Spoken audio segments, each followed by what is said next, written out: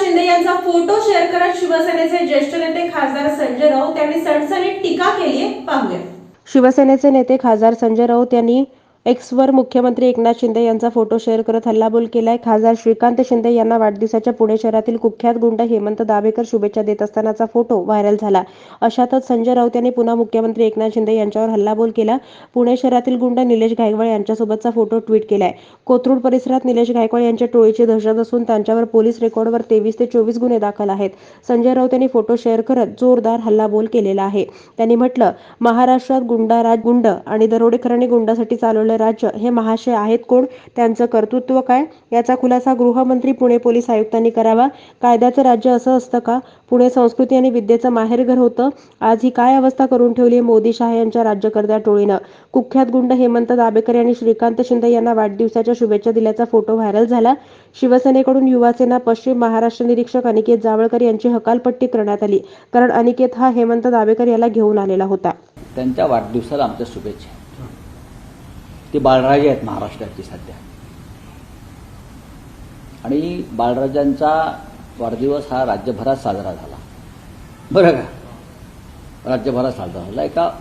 त्यांना शिवसेनेनंच खासदार केला. आमच्या त्यांना काही एकनाथ शिंदेनं खासदार नाही केला, त्यांना उद्धव ठाकरे यांनी खासदार केलाय. जेव्हा त्यांना प्रथम खासदार केलं तेव्हा त्यांची ओळखच नव्हती. ते हाडवैद्य होते असं म्हणतात. ते हाडवैद्य आहेत. मग त्या हाडवैद्याला आम्ही खासदार केलं उद्धवजींनी.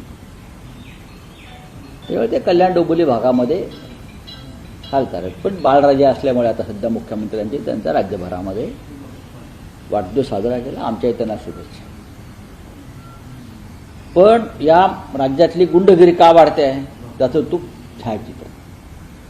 गुंडगिरीला कोणाचा राजाश्रय आहे आपण पहा.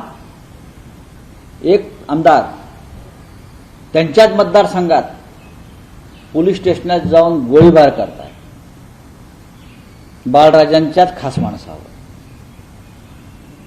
एका उपमुख्यमंत्र्याचे चिरंजीव पुण्यामध्ये कुख्यात गुंड्याच्या घरी जाऊन आशीर्वाद घेत आहेत. आपण पाहिला असेल.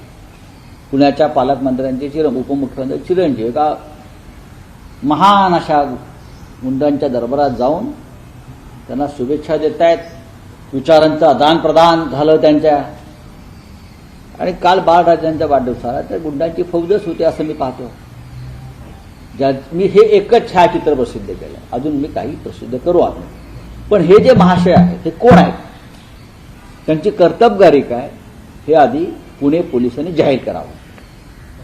हे महात्मा जे भेटले आहेत, अभिष्टचिंतन त्यांच्याबरोबर जी अख्खी टोळी होती ते वर्षा बंगल्यावर, त्यांच्यावरती बाळराजांनी काय जबाबदारी दिली आहे भविष्यातल्या निवडणुकांसाठी, आपल्या विरोधकांचा काटा काढण्यासाठी. हे सगळे गुंड कोण गोळा करत आहे त्याच्यासाठी एका माजी पोलीस अधिकाऱ्याची नेमणूक केलेली आहे, या गुंडांचं संघटन बनवण्यासाठी. हे तुम्हाला मी आता सांगतो, हे मागेही बोललोय.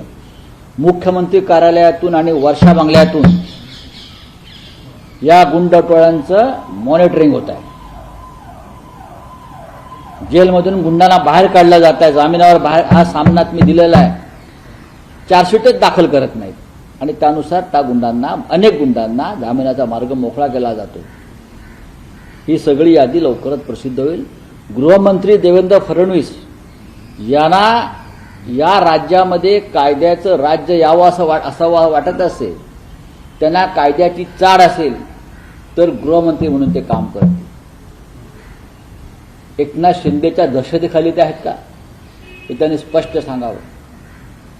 महाराष्ट्राला जो डाग लागतोय गुंडगिरीचा, जो कलंकित होतोय महाराष्ट्र, त्याच्यामध्ये तुम्ही योगदान देताय का ते त्यांनी सांगावं.